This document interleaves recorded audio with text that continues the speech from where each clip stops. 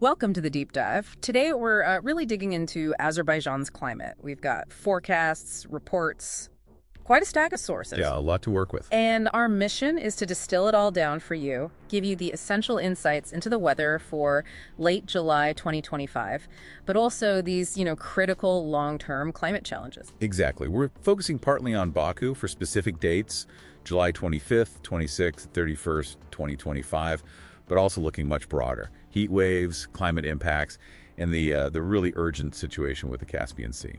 And you mentioned something key before we started, the feels like temperature. Right. That's a crucial takeaway from all this data. It's often much more important, practically speaking, than the actual air temperature you see on the thermometer. It tells you how the heat really impacts you. Okay, so let's jump into that immediate forecast for Baku then. July 25th, 2025. The sources say a high of 95 Fahrenheit, that's 35 Celsius. Correct. But, and this is the important part, the humidity pushes that feels like temperature way up. Up to around 101 Fahrenheit, or 38.3 Celsius.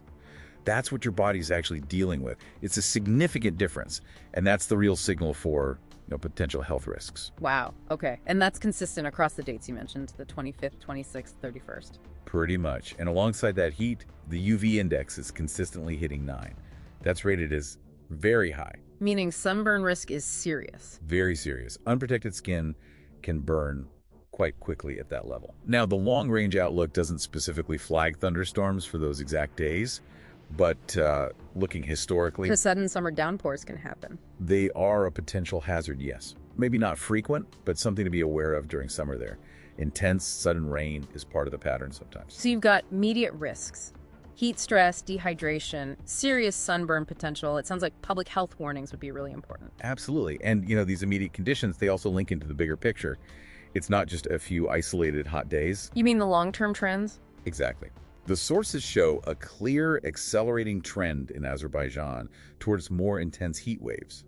They project a definite rise in what they call very hot days, these topping 35 Celsius or 95 Fahrenheit. And Baku, being a large city, probably feels that even more acutely. Definitely. The urban heat island effect is a major factor there. Cities like Baku absorb and, just hold on to heat much more than surrounding rural areas. Which leads to increased health risks. Yes, the data points towards rises in heat-related illness, even mortality. And interestingly, one potential impact mentioned is a longer malaria season. It suggests broader shifts in disease vectors, which is quite concerning. Beyond the heat on land, there's this huge issue looming over the Caspian Sea. The sources highlight, two major problems. That's right, two interconnected and frankly worrying trends. First, the water itself is warming. We saw temperatures in the South Caspian hitting 30 Celsius back in 2021. 30 degrees Celsius, wow. Yeah. And second, maybe even more critical, is the ongoing, quite alarming drop in the sea level. How much of a drop are we talking about? Well, the projections for 2050, with about a 50% probability, estimate the level could fall to between minus 28 and minus 31 meters relative to its historical average. That sounds massive. What are the implications? They're profound, ecologically, economically.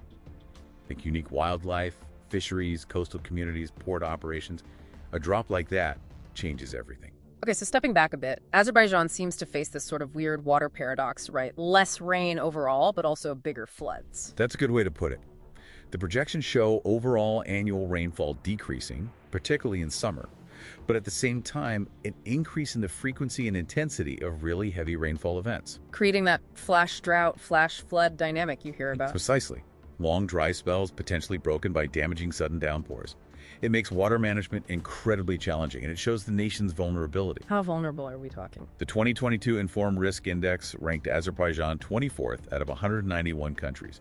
That puts it in the top roughly 15% most vulnerable nations globally to natural hazards and climate impacts. And these impacts hit key sectors hard, I imagine. Oh, yes. Agriculture is a big one.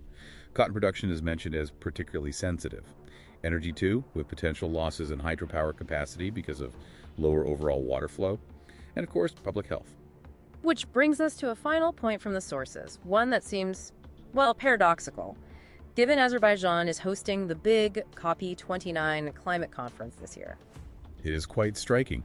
The Climate Action Tracker, a major independent assessment, rates Azerbaijan's current climate policies and actions as critically insufficient. Critically insufficient. That's what the assessment concludes. And the reports we look at project that the country's greenhouse gas emissions are actually expected to rise by around 20% by 2030. Rise, not fall. Correct. And what's more, the sources state that current plans involve increasing fossil gas extraction by over 30%.